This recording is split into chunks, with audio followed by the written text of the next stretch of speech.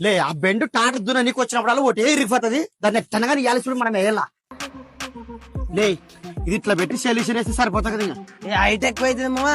అట్లనా సర్లే సగానికి కోసుకొని రాపోతుంది ఏ చక్కకు పోయి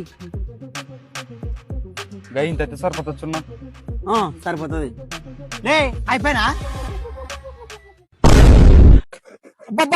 ఏం కోస్తున్నాడు ఇక్కడ చూడు ఇక్కడ చూడు ఇక్కడ